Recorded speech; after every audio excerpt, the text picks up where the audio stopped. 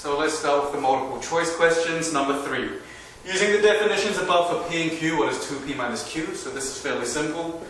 Just do 2P minus Q, but replace P and Q with these definitions.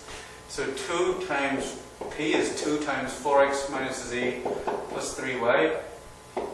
And then minus Q is minus negative x plus 4z plus 3y. Now this equals, and of course the parentheses are important, you have to include them.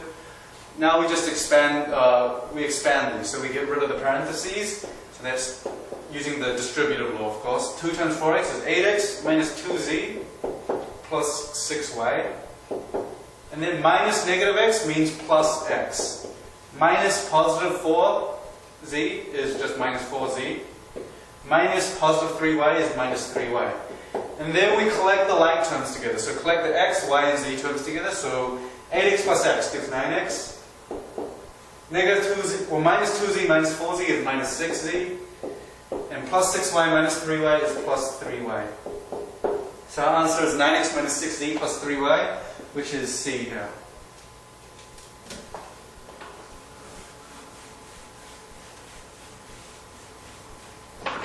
Number 5, if P equals A over A minus B and A does not equal B, then in terms of A and B, 1 minus P equals.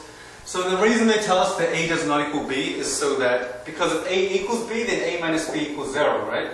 Which means this is just something over 0, which is undefined, which means P will be undefined, in which case 1 minus P would also be undefined, right? So the reason they tell this to us is just so that this does not equal 0, the denominator here.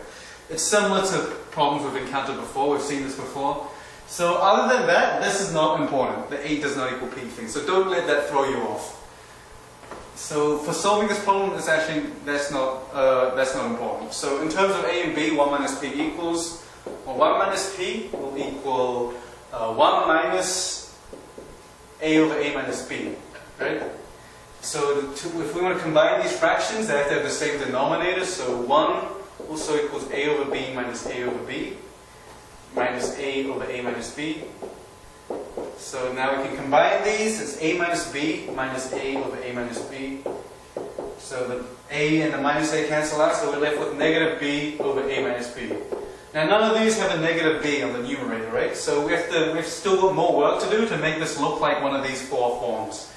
What we want to do is we want to get rid of the B or the negative on the numerator, so we multiply the top and the bottom by negative 1. We multiply everything by negative 1, right? Because this is just 1, so the result will still be the same.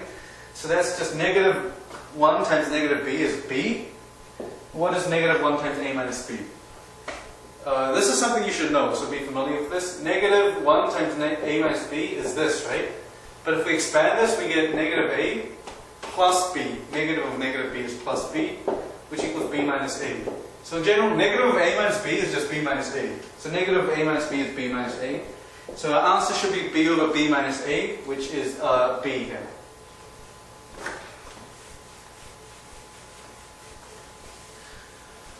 I suppose another way of doing this problem is, I mean, this is the best way of solving this problem. You should do it this way if you can. It's also the best for your understanding of the material. But if you're really stuck with this kind of problem, another way you could do it is just to plug in values. Like for example, you can plug in x, A equals 2, B equals 0 or something, right? And you could see you could plug this into here and then find 1 minus P. And you could also plug this into each of these to see which one gives you the right answer. But that's not a good way of doing this.